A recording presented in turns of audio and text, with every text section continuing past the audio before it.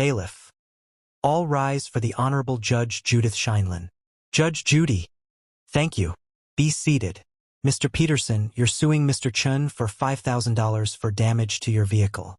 Mr. Chun, you're countersuing for $2,000 for what you claim are false accusations and damage to your reputation. Mr. Peterson, tell me your story. Mr. Peterson, yes, Your Honor. On March 15th, I lent my 2022 Mercedes C-Class to Mr. Chun because he said he had an important business meeting and his car was in the shop. He promised me he'd take excellent care of it and return it by 6 p.m. that same day. Judge Judy. Stop right there. How long have you known Mr. Chun? Mr. Peterson. About 8 months, Your Honor. Judge Judy. 8 months? And in those 8 months, how many times had you lent him your car before this incident? Mr. Peterson. Well, this was the first time. Judge Judy. So you've known this man for 8 months, and suddenly you trust him enough to hand over the keys to a $50,000 vehicle? Were you in your right mind that day?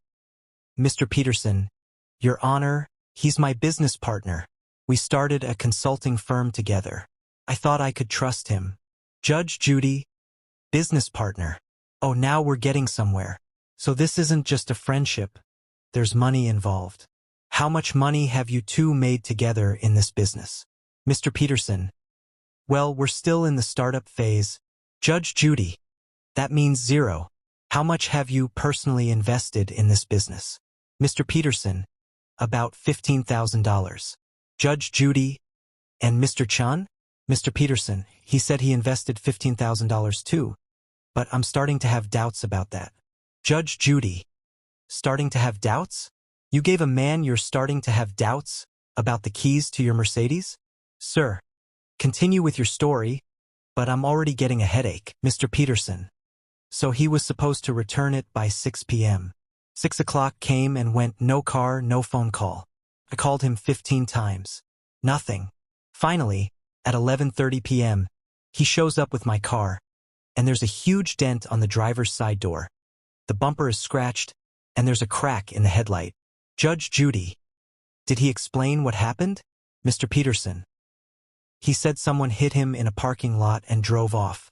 But here's the thing, Your Honor, when I looked at the damage, it didn't look like a parking lot accident. It looked like he sideswiped something like a pole or a wall.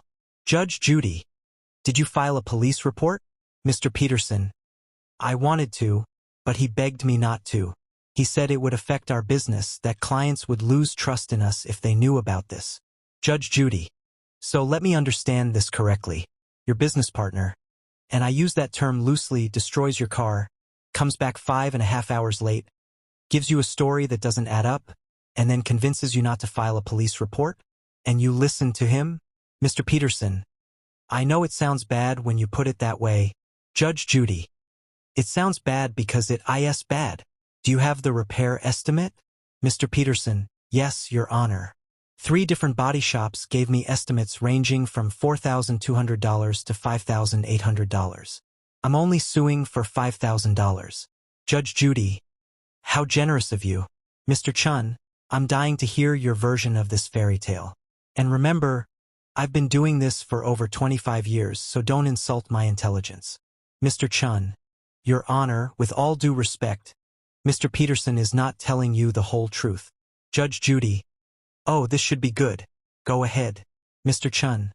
First of all, I didn't ask to borrow his car. He offered it to me. Judge Judy. Why would he offer you his brand new Mercedes? Mr. Chun. Because I was meeting with a potential investor who was going to put $100,000 into our business. Mr. Peterson knew this. He knew how important this meeting was. He said, and I quote, "Take the Mercedes. It'll impress them. Show them we're successful." Judge Judy. Mr. Peterson. Is this true? Mr. Peterson. Well, yes, but... Judge Judy. But nothing. So you're not some innocent Good Samaritan who lent his car out of the kindness of his heart. You had a vested interest in this meeting. You wanted that investor's money just as much as he did. Continue, Mr. Chun. Mr. Chun. So I took the car to the meeting, which was in downtown Manhattan. The meeting went great, by the way. The investor verbally committed to the full $100,000. Judge Judy. Verbally committed. Did you get it in writing, Mr. Chun? Not yet, but, Judge Judy. Then you didn't get it. Continue. Mr. Chun. After the meeting, I was driving back, and I stopped to get gas. While I was inside paying, someone backed into the car and took off. I didn't see who it was. I came out, saw the damage, and I was devastated. Judge Judy. You were devastated? Did you call the police? Mr. Chun. No, Your Honor. Judge Judy. Why not? Mr. Chun. Because I was scared. I knew Mr. Peterson would be furious. I thought maybe I could get it fixed before he noticed. Judge Judy. Get it fixed? With what money?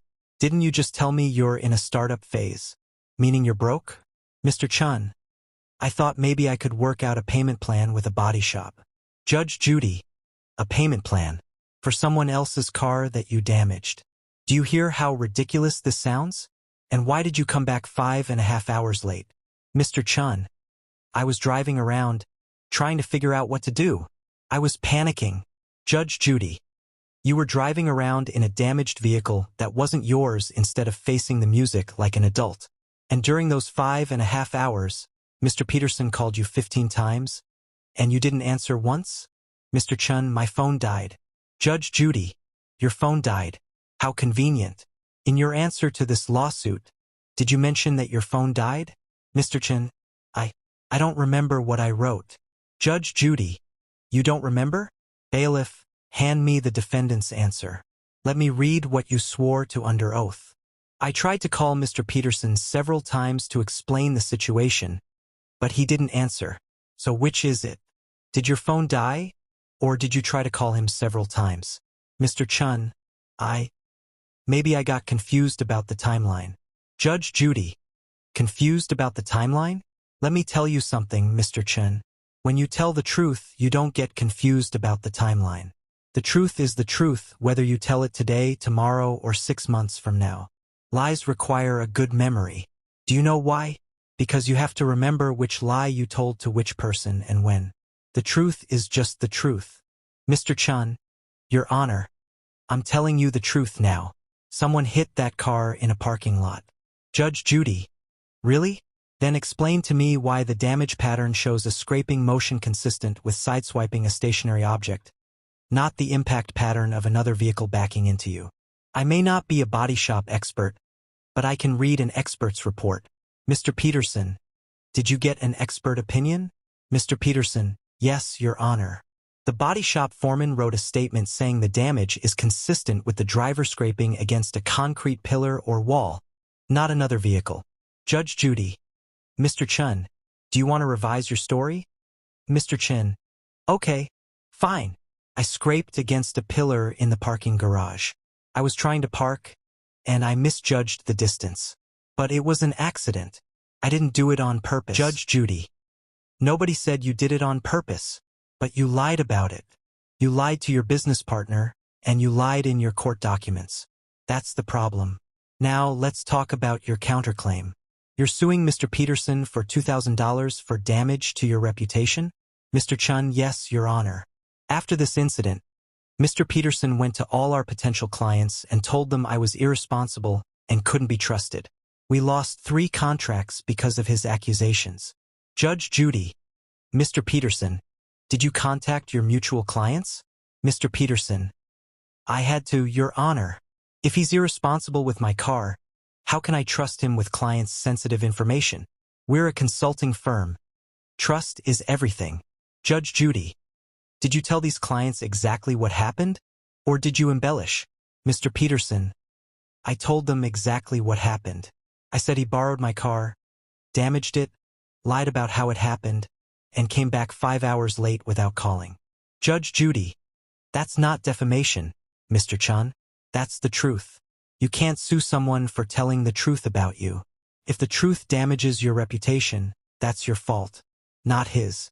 Let me ask you something else, Mr. Chun. This business partnership. Do you have a written partnership agreement? Mr. Chun. We were working on one. Judge Judy. That's a no. Do you have a business bank account? Mr. Chun. Not yet. Judge Judy. That's another no. Mr. Peterson, you said Mr. Chun claimed he invested $15,000. Did you ever see proof of this investment? Mr. Peterson, he showed me some receipts, but now that I think about it, I never verified them. Judge Judy, of course you didn't. Let me tell you both something. This whole situation is a disaster from start to finish. Mr. Peterson, you entered into a business partnership with someone you barely knew, with no written agreement, no clear accounting of who invested what, and then you handed him the keys to your expensive car to impress an investor who, surprise, surprise, never actually gave you any money. Mr. Chun, you took your partner's car, damaged it through your own negligence, lied about how it happened, and then tried to cover it up instead of being honest like an adult. Mr. Peterson, Your Honor, I just want my car fixed. Judge Judy, I understand that, and you're going to get judgment for the car repair. But let me give you both some free advice that's worth more than this lawsuit. This business partnership is over. It's dead. It died the moment Mr. Chun lied about damaging your car. You cannot be in business with someone you don't trust, and Mr. Peterson, you clearly don't trust him anymore, nor should you. Mr. Chun. But Your Honor, we can work this out. Judge Judy, no, you can't. And do you know why? Because trust, once broken, is nearly impossible to rebuild, especially in a business relationship. You had one job, take care of his car for a few hours. You couldn't do that. You damaged it, you lied about it, and then you compounded the problem by dodging his calls. What's going to happen when real money is involved? When you have clients' confidential information? When you're making decisions that affect both your livelihoods? Mr. Chun, I made a mistake. Judge Judy, you made multiple mistakes, and the biggest one was lying. If you had called him immediately and said, I'm so sorry, I scraped your car against a pillar, I'll pay for the damage, this might be a different conversation. But you didn't. You chose to lie, to hide, and to make excuses. Mr. Peterson, so what should I do about the business, Your Honor? Judge Judy, dissolve it. Today. Get whatever you can out of it, cut your losses, and move on. And next time you want to start a business, do it right. Get a lawyer, draw up a partnership agreement, establish clear roles and responsibilities, and for heaven's sake, do a background check on your partner. Mr. Chun, do you have the money to pay for this car damage? Mr. Chun, I can pay it over time. Judge Judy, that's not what I asked. Do you have $5,000 right now? Mr. Chun, no, Your Honor. Judge Judy, do you have a job? Mr. Chun, I'm working part-time at a restaurant while building the business. Judge Judy, which business? The one that doesn't exist? The one with no contracts, no clients, and no investor money. Mr. Peterson, even if I give you judgment, which I'm going to do, collecting it is going to be your problem. This man has no money. You might want to work out a payment plan directly with him, or you can try to garnish his wages from his part-time restaurant job. Either way, it's going to take time. Mr. Peterson, I understand, Your Honor. Judge Judy, here's my ruling.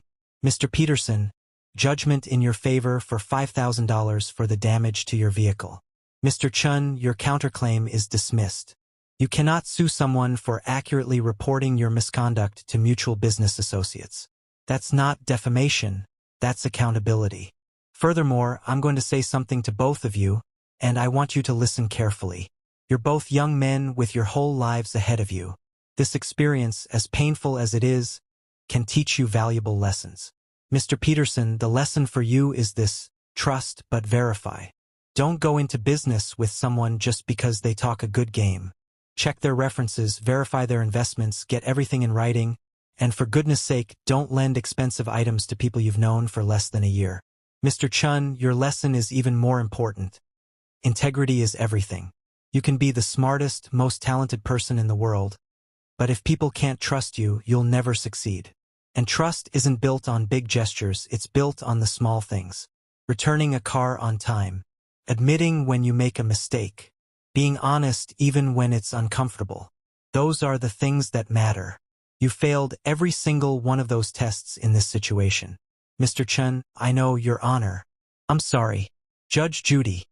Sorry doesn't fix the car. Money fixes the car. You have a judgment against you for $5,000. I suggest you figure out how to pay it, because if you don't, it's going to follow you around. It'll affect your credit, your ability to get loans, your ability to start another business. So take this seriously.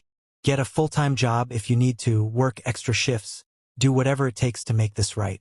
Because right now, your reputation is damaged, and the only way to repair it is to pay what you owe and learn from this experience. Mr. Peterson, thank you, Your Honor.